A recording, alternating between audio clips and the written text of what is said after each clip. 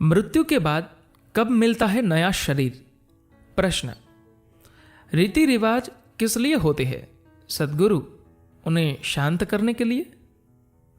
सद्गुरु कहते हैं हां, उसे शांत करने के लिए, क्योंकि वह तब भी जीवंत होता है।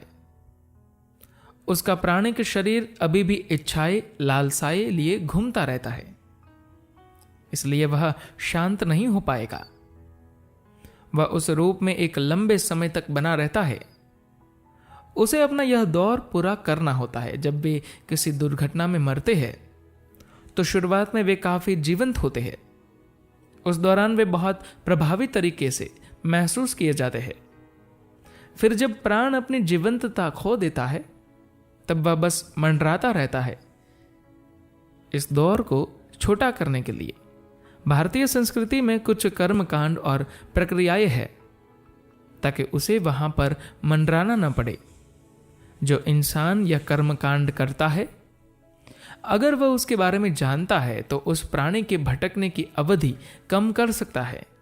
वह उसके शांत होने की प्रक्रिया को तीव्र कर सकता है, ताकि उस प्राण को लंबे समय तक भटकना न पड़े। अगर इन प्राणिक और सूक्ष्म शरीरों को एक दूसरा भौतिक शरीर धारण करना है तो उनमें एक खास तरह की स्थिरता की जरूरत होती है। अब वे स्थिरता या जीवंतता के निम्न स्तर में होते हैं। केवल तभी प्राणी को दूसरा शरीर मिलता है, वरना उसे यह नहीं मिलता। अगर वह पूरी तरह से जीवंत है तो वह दूसरा शरीर प्राप्त नहीं कर सकता। उसे पहले शांत होना होगा।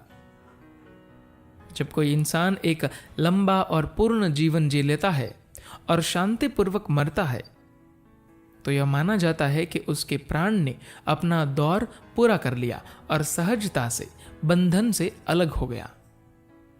यह कुछ ऐसा ही है जैसे एक पके फल का पेड़ से टपकना। पका फल जैसे ही पेड़ से टपकता है, उसका बीज जल्दी ही मिट्टी से मिलकर अपनी जड़ें ढूंढ लेता है। उस बीज के लिए उसका गुदा ही जरूरी खाद बन जाता है। उसी तरह जब एक इंसान अपना जीवन चक्र पूरा करके अपने आखिरी क्षण तक पहुंचता है तो हम कहते हैं कि उसकी मृत्यु शांतिपूर्वक हुई। बिना किसी बीमारी या बिना किसी दुर्घटना के जब किसी की स्वाभाविक मृत्यु होती है तो प्राण की जीवंतता एक हद तक शांत हो चुकी होती है और उसको शरीर से मुक्त होने के लिए कोई संघर्ष नहीं करना पड़ता। प्रश्न। सद्गुरु, जब एक इंसान बुढ़ापे की वजह से मरता है तो हम कहते हैं कि प्राण ने अपनी जीवंतता खो दी। अब अगर हम ये मान लेते हैं कि वह एक दूसरा शरीर धारण करता है तो क्या इसका मतलब है कि प्राण फिर से जीवंत होना शुरू होता है?